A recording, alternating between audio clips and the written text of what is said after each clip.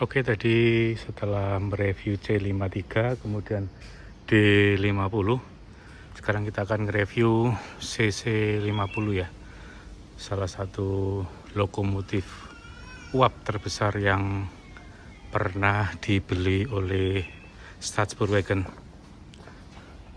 Jadi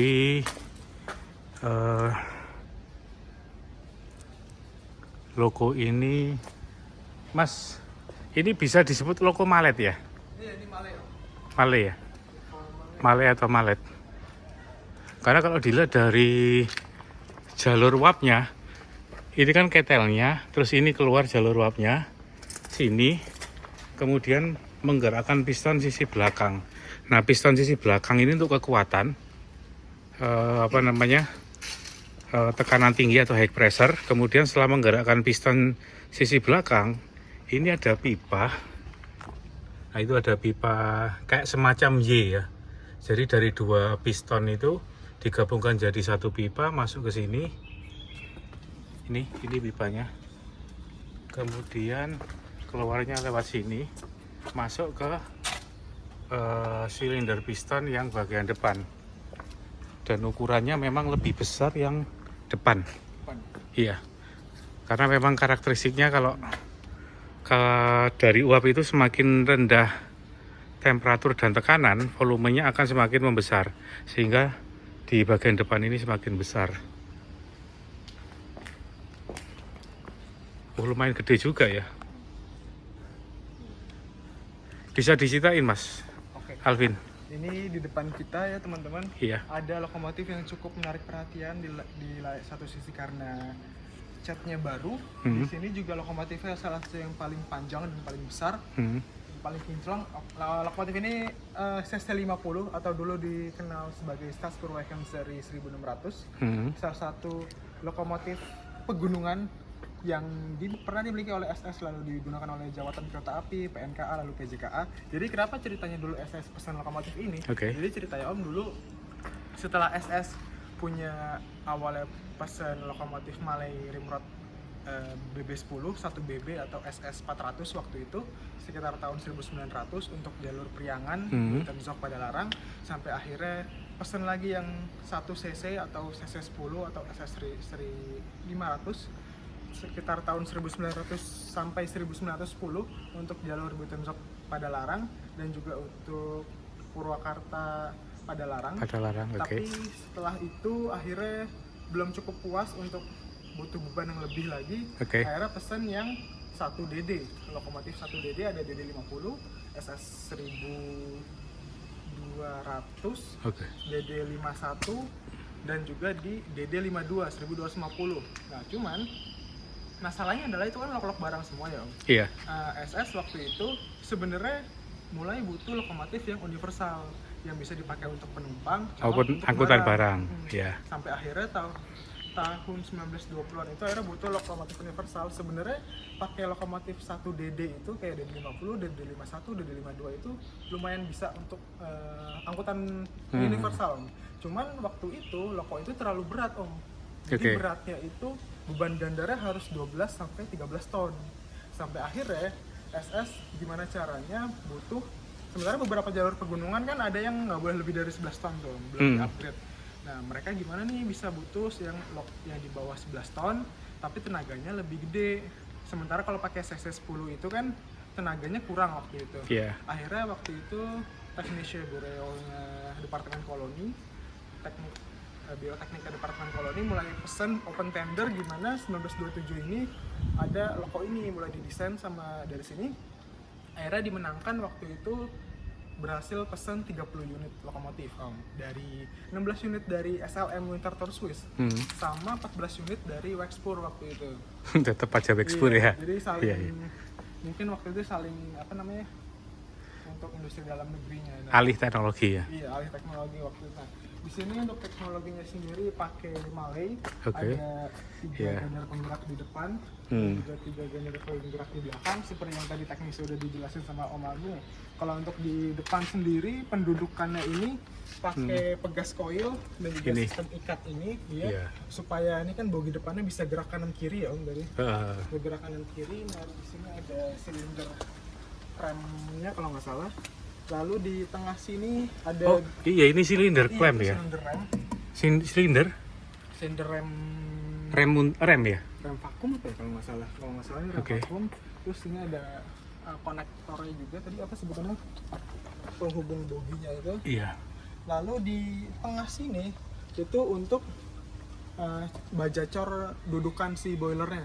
Jadi di belakang ini kan dia untuk yang menggerakkan ya, untuk kedudukan si ketelnya ini. Iya. Duduknya di bajacor itu. Selain menghubungkan antara dua silinder bertenaga besar iya. overhead silinder. Ini ya. Iya, itu untuk si dudukannya. Ini kalau nggak salah diameternya 1100. Oh iya, waktu itu ini juga Om. Jadi selain untuk didesain lock universal, gimana caranya didesain seumum mungkin, maksudnya se-commonality mungkin. Jadi beberapa perintilan partnya itu bisa nyomot dari lock-lock lain. Jadi bisa saling Kanibal ya? sulam, iya. Makanya ini kalau kita lihat pintunya juga kayaknya kurang lebih mirip ya sama Di 50 tadi ya. copotannya mungkin Iya. entah secara ukuran sama atau enggak. Jadi beberapa komponen itu dibuat sama karena waktu itu secara riset, kalau disebut dari buku UKMA, dari hasil riset SS 1260 atau DD 5210 akhirnya diimplementasi untuk pengembangan lokomotif CC50 ini. CC50. Jadi Ini kalau buatan tahun, sorry Mas. buatan tahun 1928. Di 1928 ya. Jadi waktu kalau secara urutan tabel pemesanannya itu lumayan ngacak Om, kayak semisal 14 kalau nggak salah belasan pertama Wexpur, SLM lagi, jadi kayak Di combine ya. iya di combine. Selang-seling. Di nomor urut pertama ini dipesan dibuat langsung oleh Wexpur, walaupun loko ini didesain oleh SLM, tapi Oke. ya, entah ada perpolitikan di dalamnya atau gimana sehingga Iya, iya. nomor pertama ini diproduksi oleh Wexpur. Mungkin ini ya Mas, ada apa namanya? Ada pembicaraan antara SS SLM sama Wexpur mungkin. Desainnya dari apa? SLM. Nanti kamu tak pesan berapa unit, tapi aku minta desainmu. Nah, habis itu dikasihkan ke Wexpur. Ya, mungkin kayak gitu kurang lebih. Iya. Dan di sini ada turbo generatornya juga. Turbo untuk generator. generator listriknya. Iya. Ini tangki ya. Ini nggak ada, oh nggak kelihatan ya, nasional. Ada nasional ini. Nasional. Oh, pil nasional kayaknya Amerika. Pil, iya, pil nasional. Oh, ini dari Amerika Serikat. Beberapa NIS juga ada kalau nggak salah merek ini dipakai di C51. Pile ya, tulisannya pil, nasional. pile nasional. Dan untuk ketelnya sendiri ini tenaganya itu kurang lebih lokomotifnya 1250 tenaga kuda horsepower-nya. Mungkin kalau secara kasarnya kurang lebih 1200 tuh velg diesel apa? Ini sorry ya, ini untuk oli ya. Iya, itu untuk kayaknya injektor otomatis deh. Injektor, iya injektor oli. Dan untuk Sorry Mas, ini juga sama oli. Iya untuk masih oli. bisa dibuka ya? Masih. Ini saat beroperasi itu kurang lebih disebutin bahwa kurang lebih temperaturnya itu 350 derajat Celcius waktu itu. Wih, Iya, dengan pirometer diproduksi sama Siemens Sacher waktu itu. siapa? Siemens Siemens, oke sih. pirometernya. Ya, ini cukup lumayan masih lengkap sih ya Om. Wih, kalau 300 berapa? 50 derajat. Wah, itu sangat powerful itu. Tekanannya pasti di atas. Waktu itu bahan bakarnya sendiri kalau nggak salah itu sekitar 7.000 kilokalori pakai batu bara briket. Oh iya, 7.000 kilokalori itu. lumayan kencang. Iya. Rata-rata sekarang kalau batu bara di PLT itu, setahu saya kalau nggak salah itu 4.200, 4.500. Oh, Lah, ini sampai kok- 7.000 berarti ya? 7.000 ada, cuma jarang. Dari Cuma batu baranya lokal tapi. batu bara lokal. Cuman ini berarti batu baranya bukan batu bara lokal. Karena dulu zaman-zaman Belanda itu batu bara dengan kalori yang rendah, ya 4.000, 4.000 sampai 5.000-an Kalau lah. nggak salah sih yang pernah aku baca kalau nggak salah batu bara lokal waktu itu kalornya lumayan kecil ya. 4.000-an. Kayak ombilin, kutai, pelala itu lumayan kecil sampai akhirnya makanya Belanda itu impor dari Iya. Cardiff, Inggris atau dari mana mungkin ada lumayan paham. Dan ini di depan ini tekanan rendah ya, Tekanan rendah, tekanan rendah, dan di belakang ini tekanan tinggi, ya. tinggi. Nah, itu mungkin sistem alurnya itu gimana? Kalau sekarang mungkin masih dipakai di salah satu Di pembangkit sih. Sisteman uap itu masih di pembangkit. Masih, iya, Yang masih bisa suaranya dipakai. gitu ya? Iya. Oh, oke. Jadi tekanan tinggi itu untuk menggerakkan ke lebih ke daya atau power. Setelah menggerakkan ke piston tekanan tinggi, terus berpindah ke tekanan rendah dengan volume yang lebih tinggi. Volume yang lebih besar, sorry, bukan volume yang lebih tinggi, tapi volumenya lebih besar. Cuman saya agak terkejut tadi, Mas. Temperaturnya sampai 350 itu enggak? Kalau di buku UHMA dicatat kurang lebih seperti itu, 350 derajat. Lumayan Ada tinggi, ada pembangkit yang sampai segitu, Oh, 350. tapi sekarang untuk ukuran 350 derajat itu berarti standar minimum atau termasuk besar juga? Termasuk besar. Oh. Tapi tergantung tekanannya ya, tekanannya. Kayaknya tekanannya nggak mungkin 10 bar, ini pasti gede. Oh iya, lokomotif ini juga memiliki sebutan di zaman dulu itu si Gombar ya. Gombar. Lokomotif ini salah satu maskot di jalur Iya, Cibatu Garut Cikajang di akhir tahun 70-an banyak. Cuman ini Mas, mungkin karena, tapi nggak tahu ya, karena memang kita juga mungkin bagi teman-teman yang paham bisa komen di channel YouTube ini. Saya agak terkejut itu ada ini loh apa? Kayak semacam safety valve ya, dari dua sisi. Apa ini memang untuk tekanan tinggi ya? Ini di apa namanya, silinder piston yang belakang maupun silinder piston yang depan ini. Kok kayaknya ini ada safety valve-nya?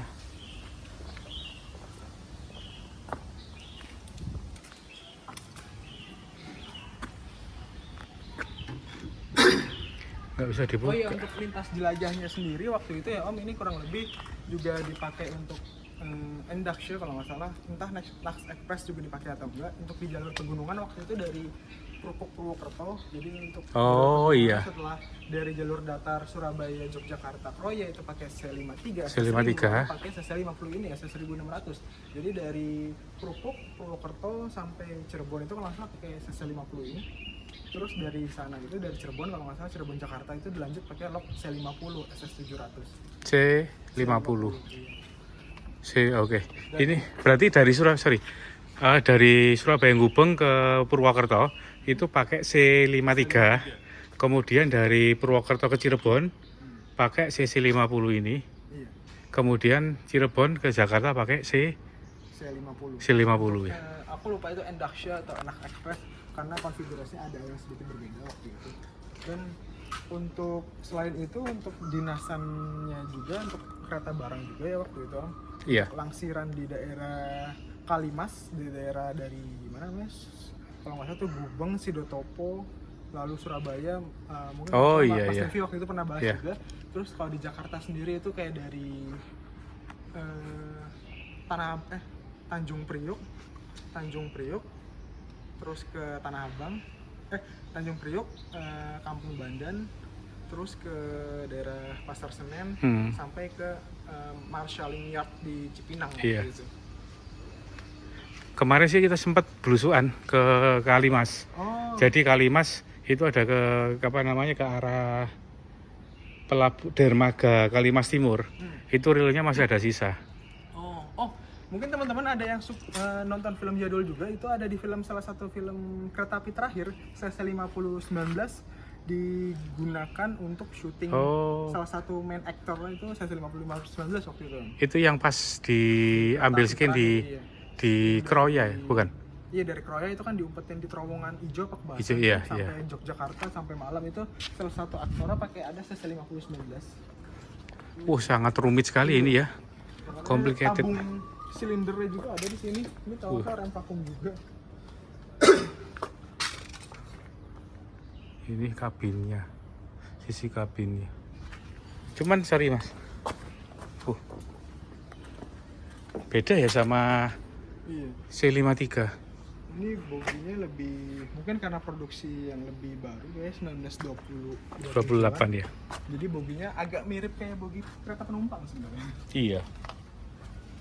Dan di sini kita lihat sudah pakai roller bearing ya Om. Produksi 1927, jadi buatan 1927 SS, nah tapi BVG. Mungkin BVG iya kayaknya. BVG 1927. Mungkin Jerman ya. Jerman. Sudah pakai roller bearing ya? Iya. Sudah pakai roller bearing waktu itu. pakai roller bearing.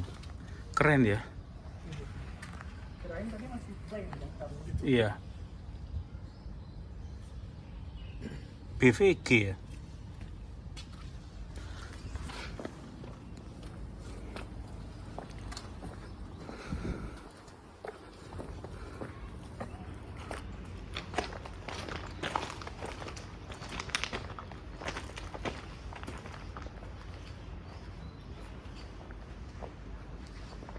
Itu kayaknya di atas sudah dimodifikasi juga deh. Pakai Ini ya? tangki residu ya. Ini ya Mas, pakai residu ya. Berarti ini pernah di Kalimas juga ya CC50 itu untuk angkutan barang. Kali masih do topo waktu itu. Mondar-mandir langsiran barang. Oh, itu masih utuh. Apa kursi?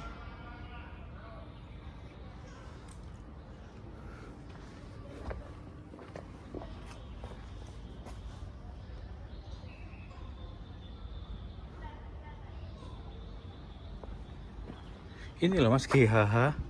Ini apa ya? Nah itu nggak tahu kode GHNP. plat atau apa itu.